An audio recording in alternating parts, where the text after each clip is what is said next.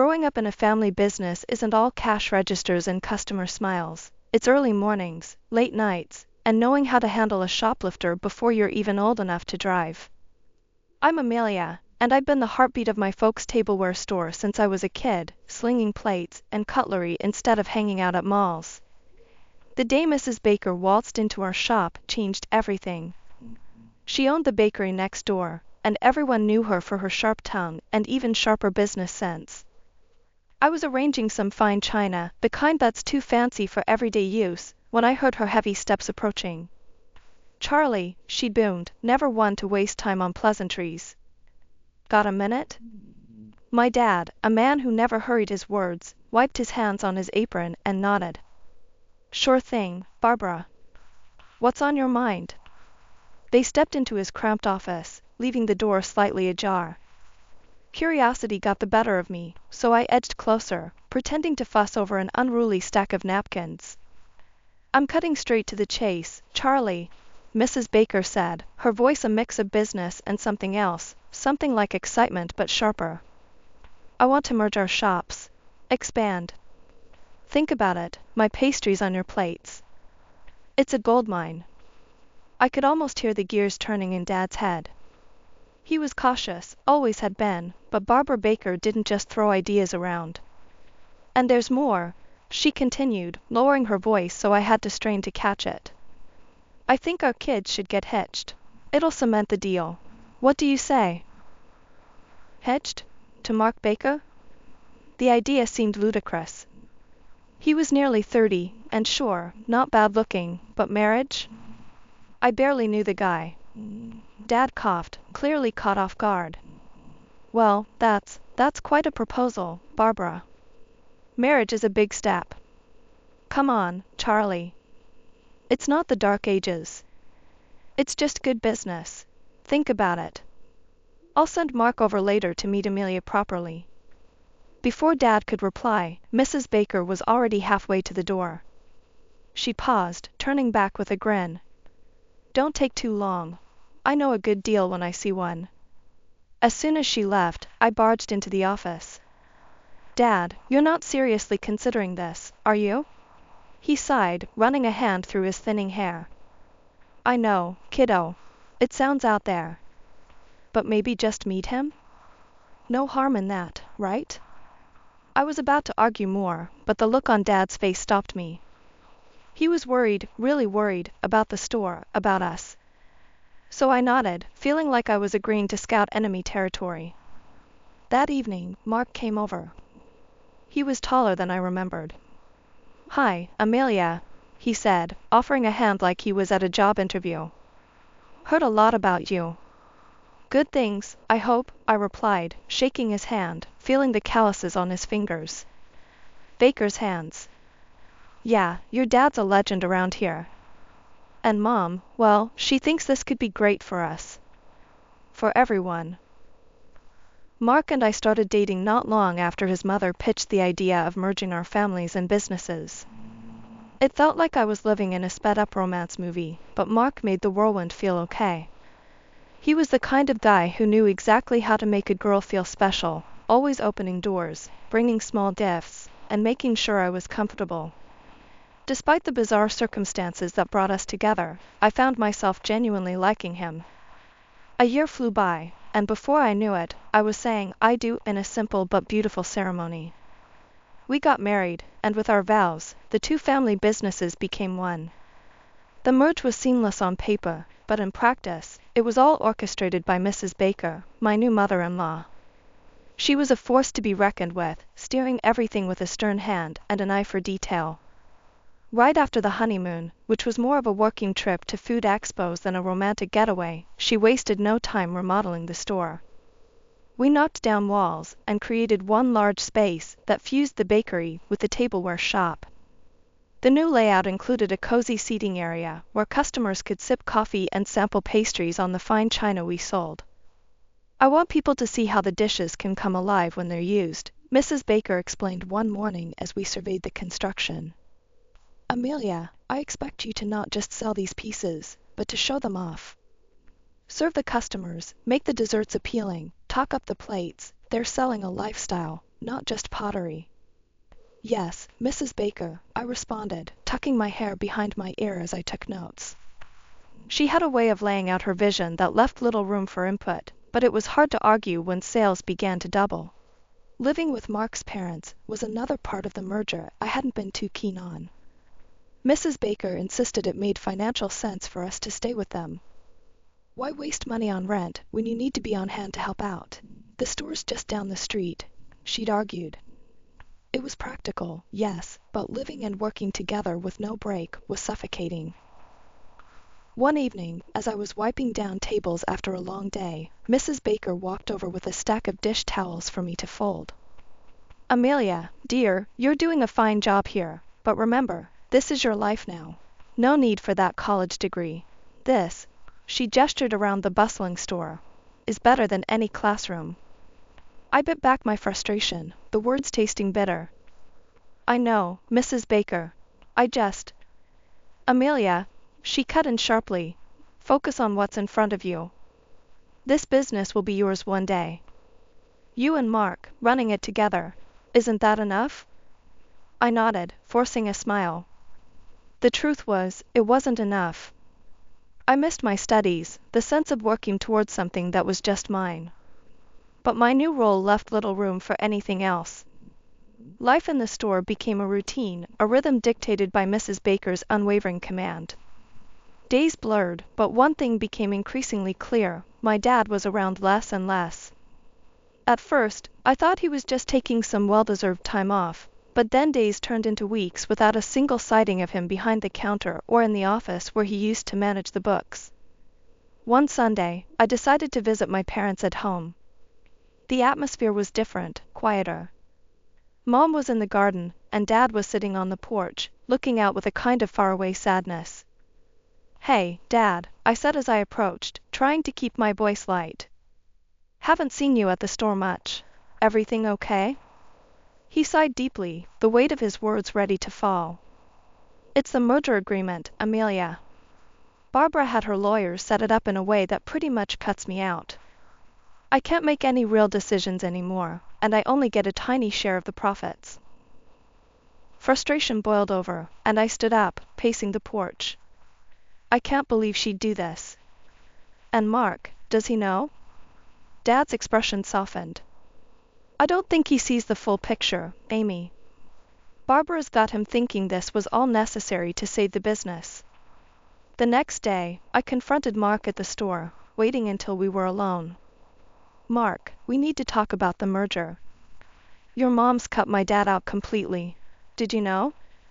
Mark was rearranging some pastries, but he stopped and straightened up, his face setting into defensive lines.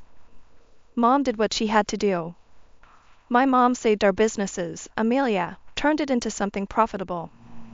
We're doing better than ever, aren't we? Profitable? At what cost, Mark?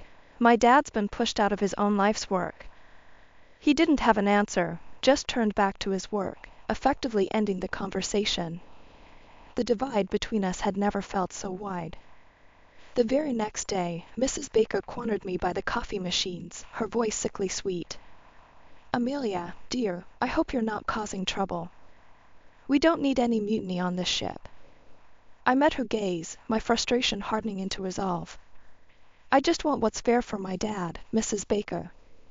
She stepped closer, her voice dropping to a whisper that was more threatening than any shout. Listen, girl, don't poke your nose where it doesn't belong. That agreement was signed and sealed with your father's consent. He knew what he was getting into. I suggest you focus on your job and leave the business decisions to those of us who know how to handle them. Walking away, I felt a mix of anger and helplessness. It wasn't just the business that was under her thumb, it was my marriage, too. Mark's words echoed in my mind, a mantra of profit over family. The pandemic hit us like a sledgehammer. One day we were buzzing with customers, and the next, the store was eerily quiet, the only sound the occasional echo of our footsteps. I remember standing in the middle of the empty store, the silence overwhelming. That's when the idea hit me. Mrs. Baker, why don't we ramp up our online presence? We could start delivering. People might not come to us, but we can go to them. Mrs. Baker was rearranging a display that no one would see, lost in her thoughts. She paused, her brow furrowing. Online? Amelia, that's not how we've ever done things. But it's how things are now, I pressed, feeling the urgency. We need to adapt, or we'll sink. We launched our online ordering system, and I took charge of setting up the delivery logistics. It was chaos at first, missed orders, delayed deliveries, but slowly, it found its rhythm. Before long, our sales began creeping back up, nearing pre-pandemic levels. Seeing the success, I was filled with a new kind of energy. Mrs. Baker, we should keep pushing this. Even when things go back to normal, this could be a new revenue stream for us. Maybe even specialize in custom confectionery orders online. Mrs. Baker was slicing bread, her knife hitting the cutting board with finality after each slice. Amelia, let's not get ahead of ourselves. We'll go back to normal soon, and this online fuss will be unnecessary. But Mark cut in, siding with his mother as usual. Amelia, we're just riding out the storm. Mom's right. People will want to come back in, sit down, enjoy the experience. This online thing is just temporary. The pandemic eventually receded, and true to Mrs. Baker's word, we returned to normal operations. The online delivery service was shut down, much to my dismay. I watched as our new online customers drifted away, their messages of thanks and requests for more deliveries going unanswered. I couldn't hide my disappointment. One evening, as we were closing up, I confronted Mark again.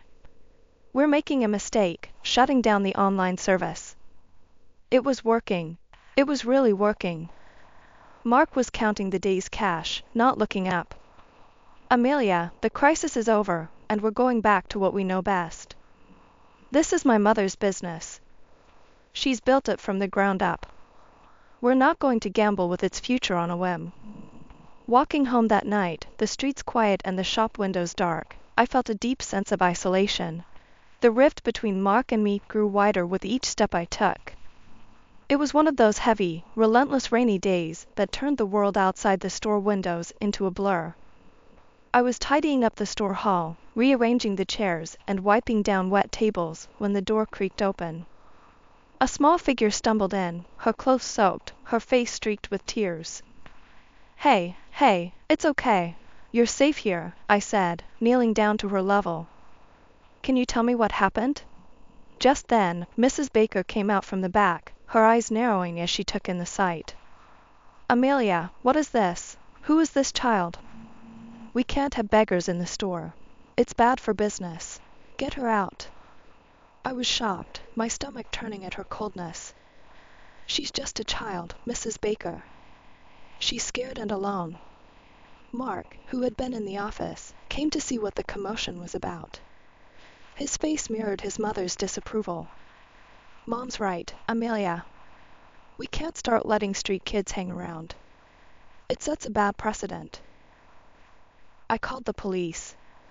Refusing to let the little girl shiver in the cold, I wrapped a nearby clean blanket around her shoulders and poured her a cup of hot chocolate, which she clutched gratefully, her small hands trembling. It wasn't long before the police arrived. After a brief conversation, they confirmed that the girl had indeed wandered away from her parents, who were frantically searching for her. They thanked me for keeping her safe and left to reunite her with her family. Once the police had left, Mrs. Baker turned on me, her face a mask of fury. Amelia, I'm docking your wages for today's disruption. And for the next 2 days, you're washing dishes to make up for the trouble you've caused. Mrs. Baker, that's not fair. I was just trying to help. Enough, she snapped. You want to run a charity, do it on your own time. This is a business, not a homeless shelter. That night, as I scrubbed pot after pot, my hands raw and my heart heavy, I couldn't help but think about how far Mark and I had drifted from the people we used to be. Every scrub of the scouring pad was a reminder of the love that had curdled into something unrecognizable under his mother's influence. I missed my life before the merger, before my dreams had been overshadowed by the harsh, unyielding world Mrs. Baker had created. More and more, I found myself dreaming of a way out, a path back to the person I used to be. A week after the incident with the little girl, the store was bustling with the usual Saturday crowd when a well-dressed man stepped in. He wore a sharp suit that didn't quite belong in our casual little shop, and his presence commanded immediate attention. I greeted him with a polite smile, leading him through our selection of fine tea sets, which he examined with an expert eye. "I'll take the complete set of these," he said, pointing to our most expensive porcelain. "And could you add a selection of pastries? It's for a special occasion." "Of course, sir," I replied, my hands carefully wrapping the delicate tea pieces as I packaged them securely. I then filled a box with an assortment of our finest pastries. He watched my every move, a thoughtful look on his face. As I handed him his purchase, he extended his hand, gripping mine firmly. "Thank you. You've been very kind. Actually, you showed kindness to my daughter last week. She told me how you helped her." I paused, surprised. "She's your daughter?" "I'm just relieved she's safe." The man smiled warmly, reaching into his jacket pocket and handing me a business card. "My name's Thomas Avery, and I'm a lawyer. If you ever need anything, feel free to call me." I glanced at the card, noting the law firm's name etched in bold. "Thank you, Mr. Avery. Actually, there might be something." "Oh?" His eyebrows lifted in interest. "It's a long story, but it involves a business deal made by my father that I think wasn't entirely fair," I said hesitantly. "Why don't you come by my office next week? We can look over the documents together," he offered, his tone sincere. I agreed, grateful for the opportunity. At home that evening, I was quiet during dinner, my thoughts swirling. Mark sensed my distraction. "What's on your mind, Amy? You've been off lately," he asked, his gaze sharp. I stirred my food around my plate, considering what to say. "Just tired, I guess." As I lay in bed later, the weight of my secret pressing down on me, I realized that telling Mark was not an option. He had chosen his side, and I had to choose mine. Mr. Avery was my chance to make things right, not just for my dad, but for myself.